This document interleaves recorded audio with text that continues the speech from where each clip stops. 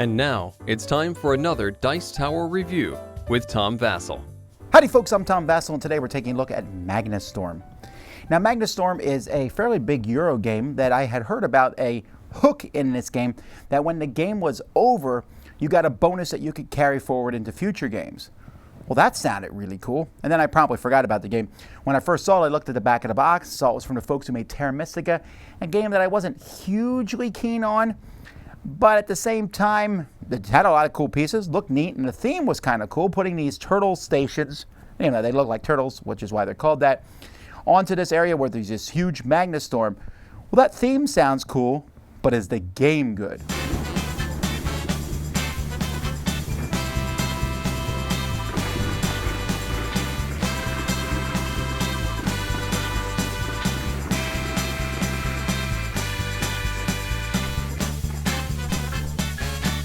Now the game looks overwhelming, but all you're trying to do is get to a certain number of points. So this is a 4-player game. So the first person to get to 27 points is going to win the game, and you'll flip the board over if you're playing with less than 4 players. Now there's a storm that's going around right now. It's covering these 3 sectors. You can see this board here is going to spin around. Each player is going to be starting with a little rover type piece that's going to be, they're all starting here, and you're going to be going around and building turtle bases onto these different spots on the board, trying to score points. And there's various ways to get points, and most of them are by getting leaders to come join your team and or accomplishing missions.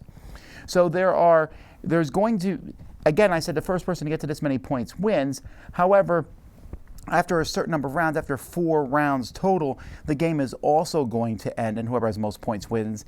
Each round, players are going to be moving the workers on this board over here and scoring points. Let me show you. So there's a player turn order here, and when it's your turn, you have 2 options. One, you can take control of one of these leaders here at the top, and these leaders are going to be different in each game. And to do so, you need to pay a cube of the color of the workers underneath it. So if I want to take control of this person, who simply is going to let me go first next turn, they also give me a cube of my color choice and move up a technology of my choice. I would need to pay 3 yellows and a pink. If I wanted to take this person here, I would pay 3 yellows and a gray. And so you're going to be trying to get cubes of different colors to be able to buy these people. When you buy one of these folks, you will look for that person's corresponding card. You'll take it. You'll instantly score 2 points. If you have the person and someone else takes them from you, you will lose 1 point and they'll gain 2. But you always get a net sum of 1 every time you take the person. These people will also give you special abilities that you'll be able to use over the course of the game. Now, as that's one thing you can do. At the beginning of the game, you won't have enough resources to do that. So another thing that you can do is you can take any person here that's yellow or one of your color and move it to the bottom board. Now, if there is no yellows or your colors left, you can move someone else's, but usually there will be. You'll take that and you'll move it down to the bottom board and take the corresponding action. Notice as you move these down, these will get cheaper for other people to buy the administrators at the top. When you move people down, you can put them anywhere here on the bottom, and if someone does buy them, they'll move them all down, but they don't get to take any actions.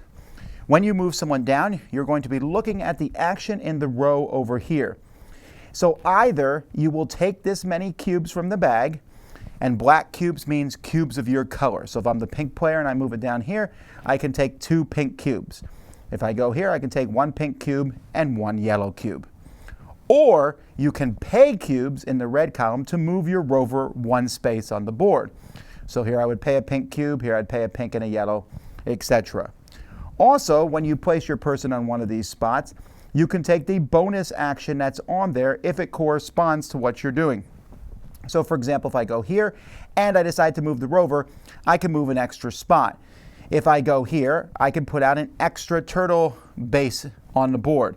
If I go here, I get to put another one of my workers of my color on the board. If I go here, I get to take a technology, but I get to do this if I take either action. Here I can only take the action if I do it when I do the moving part. Here I get to draw a cube from this bag, and this bag is seated with cubes at the beginning of the game. You'll draw a cube from here. If you draw a black one like I just did, you get a cube of your own color. And that's only if you're pulling cubes from the bag. So there's various things that you can do. moving these people down, but as time goes by, there's going to be more and more people down here taking up the spots that perhaps you want. Also remember, when someone buys someone up here with cubes, all those people are going to move down to the bottom of the board. This is going to continue until the round ends. The round's going to end when all the people are down here at the bottom. There's going to be some major things happening on the board, and then on this board's going to slide up, and the other one flips down to the bottom for the next round. So that's how this board works. Now, players are going to be moving their rovers out here on the board, and you're going to be following the different lines here and dropping turtles off on these different sections here. When players cannot move into zones where the storm is, so you're probably going to most of the time be moving in a clockwise manner. And when a player passes one of these spots, they have the ability to drop off these areas where you can kind of warp to them and come out those areas. So you're never really that far behind. Players are going to have the ability, after they move, to always drop off a turtle base. The first couple are free, but after that, they're going to cost cubes of your color to put on the board. So you're usually spending cubes of your color, although you can always spend 3 cubes as 1 cube of any color. So there's that. Now, whenever you drop a turtle base off, you're going to be moving up on this technology track, depending on what color. If you drop it off on red, blue, or green, or white, you'll move up 1 space on those tracks, on the technology tracks. And you'll see as you move up, you're going to give you rewards, which are usually different cubes of different colors, or maybe pulling cubes from the bag. If you go to the white technology, you can take any, you can move on any technology track, but you can also move on the white technology track. Now, you're moving on technology tracks for a couple reasons. One, because at the end of each round, whoever's the farthest up on each technology track gets the scientist there, which gives you a pretty good special ability. It's just like the leaders. They give you 2 points, just like the administrators. So there's administrators and scientists. And if someone else has it, they lose a point, so on and so forth. But you have to be the farthest up on each track to do that. But more importantly, as the game goes by, you have free action on your turn. If you can do one of these things here, there's going to be 4 of them. They'll be different in each game. If you can do it, so for example, this says move one of your research markers down by 10. So if I'm up to 10 on the top of one of these, I can move it all the way to the bottom. And then I'll take one of my markers and mark the highest point total that's free on that spot, which in this case is 5 points. This is one of the major ways to make points in this game. So the 2 cards on this side are always about moving your technology markers down. The 2 cards on this side are about removing turtle labs off the board. So whenever you can do that at the end of your turn, you can. That's what you can do. So at your turn, you're always going to be moving a marker on this board or buying one of these workers, and then you possibly can do one of these bonus actions here. At the end of every scoring round, there's different things that are going to happen. This is going to be rotating, but players are also going to be getting bonus cubes based on how many turtle labs they have in each section. Whoever has the most turtle labs in a section is going to be getting some bonus points, and then this will be rotating. And then there will be a new turn order possibly determined, and then you go on. That's it. The game, again, like I said, looks more complicated than it is. Now, at the end of a game, it also comes with these cards that you will get, depending on whether you were first, last, or somewhere in between. And these cards you can use in future games by adding the numbers on them together to determine who goes first. And they might also possibly give you some bonus resources. I really like the look of the board. It has this neat background to it. I think that's neat. I like the components.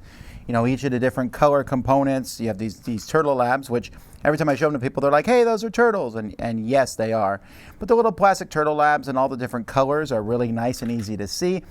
I do think it's weird that they have this many cards for purposes of just handing out one at the end of a game. That's a lot of extra components. I like the artwork for the different characters that are in here. And these symbologies here is not necessarily that easy, but the game does come with a sheet that explains how each of these work. And once you explain how they work, you're going to have 8 of them in each game, including Justin Beeper. Once you explain how they work, people will remember. Like this guy, when you take them, you instantly get a point. Well, that's pretty easy to remember. But some of them are not quite so, what does this mean exactly here? Well, you know, you go look at the rules and it explains it. This board itself looks extremely confusing, but it's not really. It's take the cubes or pay the cubes and move. That's it. And then all these different bonus things. Move an extra spot. Put out an extra turtle shell. Move up 1 on the turn order sheet. Go up one on those technology tracks. Draw a cube from the bag. Boom. It's pretty simple. It just looks more complex. The hardest thing to remember for new players, I found, is that black means your color and white means any color you want except for yellow. Those are little oddities, I guess, but for the most part, I think the components of this game are fantastic. I really like Magnastorm. Now, there's a couple things that I think are okay about the game. One thing is the bag pull. It's just a very boring aspect of the game, I think. Pulling a cube from the bag is interesting, I guess, but there's only 3 of each player's color thrown in at the beginning of the game, and there's like 25 black cubes, which when you pull them, get thrown back in. So when you pull a cube from the bag, there's like a humongous % chance that you're going to draw your own color. So it's not that exciting to pull a cube from the bag. I like the extra cubes, but whatever. The other is those cards at the end. I was so disappointed about that. That sounds so neat, but it's literally like, if you play the game with the same people, then they can come and show up and they have a card that might let them go first or might give them 1 extra cube or something like that. Woo-hoo-hoo. I guess if you play it 5 times, you start with several things, but it's not that great. I would almost rather just deal out a few of the cards at the beginning and those are your bonuses. I don't know. They're almost kind of trying to make this like a campaign game, but by giving out like the tiniest rewards possible. And there's such a thick stack of cards used for that, I wasn't very impressed with it. Those are my minor complaints. Everything else about the game I really like.